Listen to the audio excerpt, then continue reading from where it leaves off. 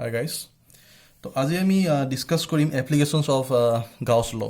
তো গাউছ লটো ক'ত ক'ত ইউজ কৰা হয়, তো তাৰ কেইটামান এপ্লিকেশন আমি ইউজ কৰিম ডিসকাস কৰিম। তো প্ৰথমতে আহিব কি field due to an infinitely long straight wire.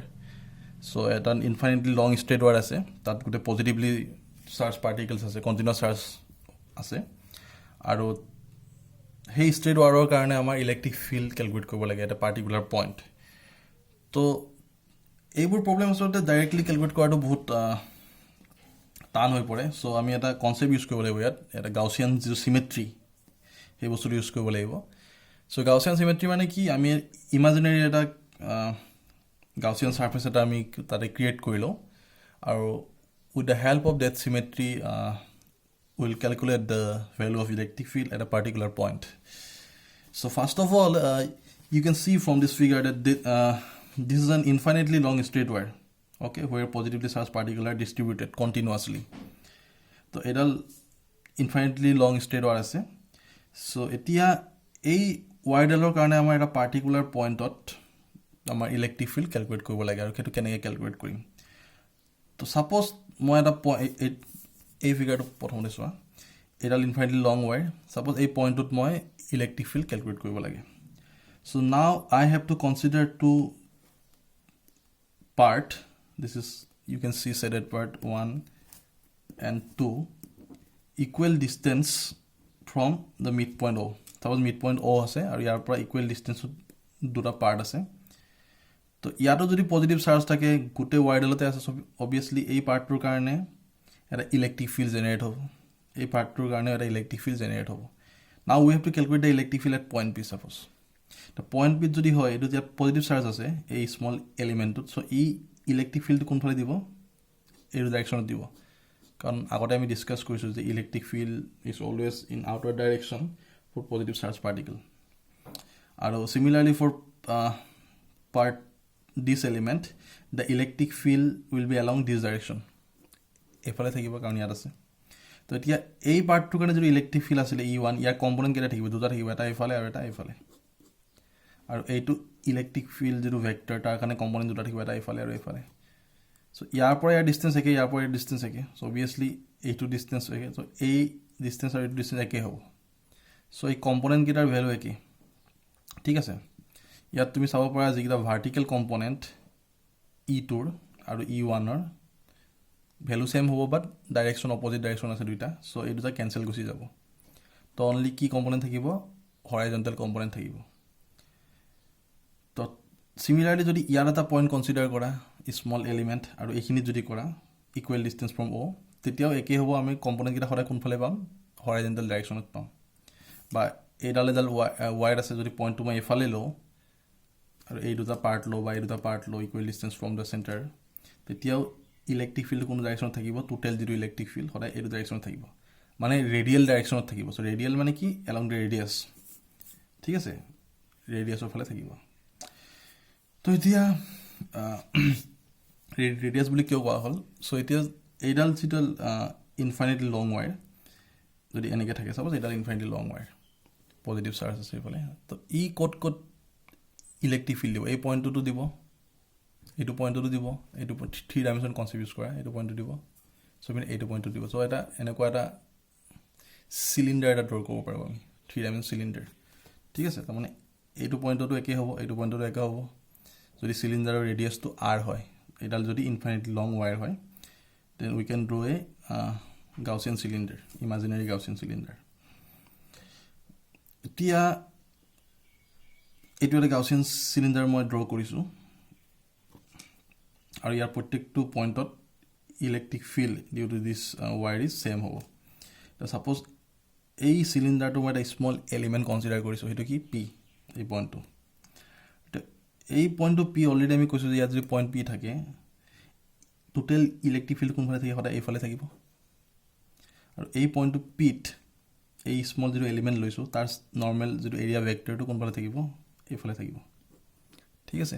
Similarly যদি ইয়াত এটা মই পইণ্ট কনচিডাৰ কৰোঁ, এইটো যদি পইণ্টটো কনচিডাৰ কৰোঁ, ইয়াত উলিয়াব লাগে ইলেক্ট্ৰিক ফিল্ড, দেন পজিটিভ আছে, চ' ইলেক্ট্ৰিক ফিল্ডৰ ডাইৰেকশ্যন কোনফালে থাকিব, এইফালে থাকিব, আৰু এৰিয়া ভেক্টৰটো কোনফালে থাকিব, এইটো ফালে থাকিব, তো এৰিয়া ভেক্টৰটো কি হয় সদায় যেডাল সাৰফেস থাকে তাৰ নৰ্মেলত থাকে সো এইটো ফলে থাকিব সিমিলাৰলি ইয়াত হলেও একেই হ'ব এই দুটা সাৰফেস যে দুটা আছে গাউসিয়ান সিলিন্ডাৰটো এইটো এটা কি ফ্ল্যাট সাৰফেস দুটা তাত তোমাৰ এৰিয়া ভেক্টৰটো কোনফালে থাকিব এইফালে এইটো এইফালে সো এৰিয়া ভেক্টৰ আৰু কিন্তু ইলেক্ট্ৰিক ডাইৰেকশনটো হয় এইফালে থাকিব নহলে এইফালে থাকিব এইফালে ওপৰফালে থাকিব নোৱাৰে কাৰণ ইনফাইনাইটলি লং ওয়াইডাল এনেকৈ আছেতো so for the flat surfaces the area vector and the electric field are perpendicular to each other so there is no flux through this flat surface এই ফ্ল্যাট সারফেস যখনৰ মাজে কোনো ফ্লাক্স না থাকিব অকল কাৰ্ভ সাৰফেসৰ যিকোনো এটা পইণ্টত তুমি আমি ফ্লাক্স পাম কাৰণ এৰিয়া ভেক্টৰ আৰু যেটো electric field vector they are parallel to each other তো এইটো যদি এলিমেন্টৰ কাৰণে মই ফ্লাক্সটো প্ৰথমতে উলিয়াই লও then the total flux over the curved surface গোটেই curved surface টোত কিমান হ'ব ইয়াৰ কাৰণে যিখিনি ফ্লাক্স পাইছো তাক আমি ইন্টিগ্ৰেট কৰি দিম সো এই কাৰণে প্ৰথমতে কি কৰিছো ইলেক্ট্ৰিক ফ্লাক্সটো উলিয়াই লৈছো at point p due to this infinite long wire এইটো পাইছো e.ds এটা e.ds হ'ব ds বুলি ধৰিছো এতিয়া what will be the total flux over the curved surface total flux কিমান হ'ব প্ৰত্যেকটো এলিমেন্ট আমি কি কৰিব লাগিব কনসিডাৰ কৰিব লাগিব এন্ড উই হ্যাভ টু ইন্টিগ্ৰেট ঠিক আছে তো ইন্টিগ্ৰেশন এই কাৰণে ইউজ কৰিছো যাতে del s টো বহুত সৰু বুলি ধৰিছো ds টো এতিয়া e আৰু ds ৰ সদায় angle to 0 for the curved surface so dot product e ds cos 0 the value of cos 0 is 1 so it কিমান আহিব e into ds আহিব ds যদি e to constant থাকিব for all the point variable to কোনো ds so integration of ds সদায় s হয় মানে total surface area of the cylinder ঠিক আছে so finally এইটো এক্সপ্ৰেছন পালো the phi equal to e into s the phi equal to e into curved surface area of the cylinder okay তো সিলিন্ডাৰৰ area কিমান হ'ব total area যদি তাৰ length l হয় আৰু radius r হয় then this is the formula twice pi rl তো ফ্লাক্সটো কিমান পালো আমি e into twice pi rl ঠিক আছে so give this equation number 1 now what is the total charge enclosed in the cylinder তো total charge কিমান আছিল সিলিন্ডাৰটোৰ ভিতৰত তো আমি প্ৰথমতে কৈছিলো যে যেটা লাইন চাৰ্জ লৈছিলো তাৰ লাইন চাৰ্জৰ তোমাৰ লিনিয়াৰ চাৰ্জ ডেন্সিটি ধৰিছিলো ল্যামডা মানে কি linear charge density already discuss কৰিছো আমি কন্টিনিউয়াস চাৰ্জ ডিস্ট্ৰিবিউশনত যে ল্যামডা লিনিয়াৰ চাৰ্জ ডেন্সিটি হলে ল্যামডা ইকুয়াল কিমান হয় q by l total charge divided by the length of the wire ঠিক আছে তো এতিয়া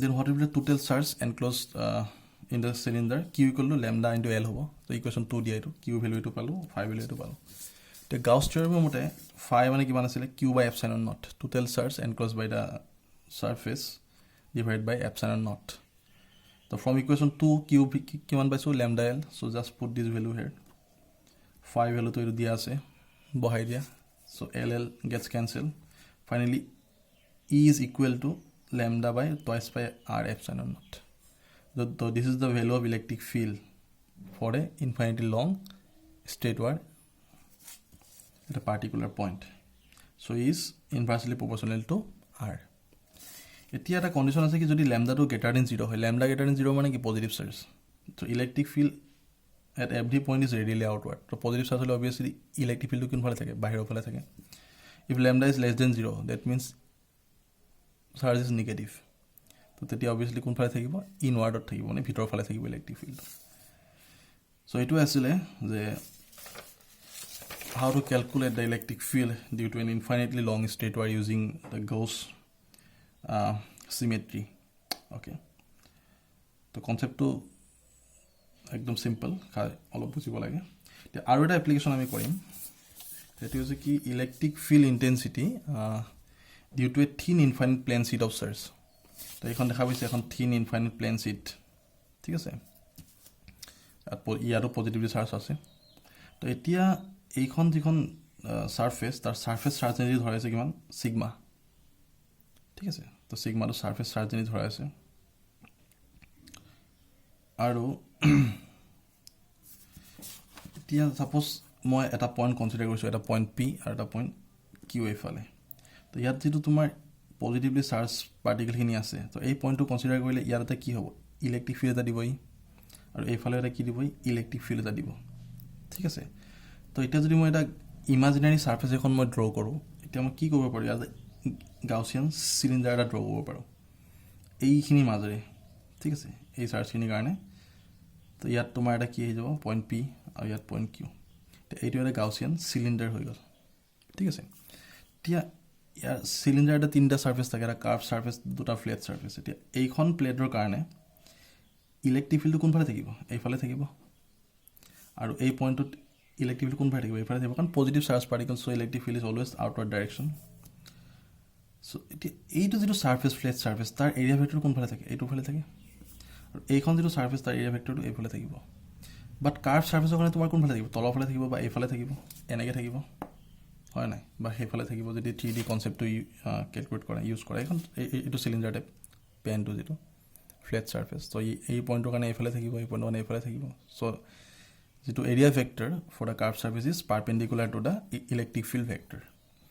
চ' যদি পাৰপেণ্ডিকুলাৰ হয়, তেন্তে কাৰ্ভ ছাৰ্ফেচৰ মাজেৰে তোমাৰ কি হ'ব, কোনো ইলেক্ট্ৰিক ফ্লাক্স পাৰ হৈ নাযায়। অনলি ফ্লেট ছাৰ্ফেচৰ কাৰণে তোমাৰ কি থাকিব, ইলেক্ট্ৰিক ফিল্ড থাকিব, ইলেক্ট্ৰিক ফ্লাক্স থাকিব। চ' দুখন আছে ফ্লেট ছাৰ্ফেচ, দুটা পইণ্ট কনচিডাৰ কৰিছোঁ। So' what is the total electric flux, ইয়াৰ কাৰণে কিমান হ'ব, ইয়াৰ যদি ছাৰ্ফেচ এৰিয়া, এই ফ্লেট ছাৰ্ফেচটোৰ কিমান ধৰিছোঁ মই, ডি এছ বুলি যদি ধৰোঁ, এইখিনি এৰিয়া, তো ভিতৰখিনি একেই হ'ব এৰিয়া, ডি এছ বুলি যদি ধৰোঁ আমি, তেতিয়া কি হ'ব, ইয়াৰ মাজেৰে যোৱা ফ্লাক্সটো কিমান হ'ব, E dot D S vector. ইয়াৰ মাজেৰে যোৱাটো কিমান হ'ব, E dot D S vector, দুখন আছে, চ' টুৱাইচ আহিব। Now electric field vector and the area vector are parallel to each other for this two edges. So' the angle is 0 degree, so' you can write twice E D S. ঠিক আছে। ত' this is the total flux. এতিয়া যিটো তোমাৰ curve ছাৰ্ফেচতো 0 হৈছে, চ' total ফ্লাক্সটো কিমান হ'ব, only যিটো ফ্লেট ছাৰ্ফেচত আছে, so' twice E D S, phi equal to twice E D S. এতিয়া what is the total charge enclosed by the cylinder. এতিয়া এই চিলিণ্ডাৰটো যিটো আঁকিলোঁ, ই টোটেল চাৰ্জ কিমান পালে ইয়াত, অকল এইখিনি এৰিয়াতেই কভাৰ কৰিছে, এই ভিতৰৰ যিখিনি এৰিয়া, এইখিনি যিমান এৰিয়া হয় ভিতৰৰ, এইখিনি এৰিয়াটো একেই হ'ব না। তো ইয়াৰ এৰিয়াটো আমি ডি এছ বুলি ধৰিছোঁ, ছাৰ্ফেচ চাৰ্জ ডেনচিটিটো আমি ছিগমা ধৰিছোঁ। Then what is the total charge, sigma মানে কিমান আছিলে, নিয়মমতে total charge by total area. তো ইয়াত আমি টোটেল এৰিয়াটো কিমান ধৰিছোঁ, ডি এছ ধৰিছোঁ। চ' ছিগমা কিমান হ'ব, Q by D S. So' Q equal to কিমান হ'ব, sigma into D S. This is the equation 1, this is equation 2। Now again from the Gauss law, phi equal to Q by epsilon not. তো phi মানে কিমান, twice E D S, Q মানে কিমান, sigma D S, just gets cancelled. So E can be written as sigma by twice epsilon naught. So this is the expression of electric field due to a thin infinite plane sheet of surface. It directly depends on the surface charge density, okay, for one infinite plane sheet. So it will application asile.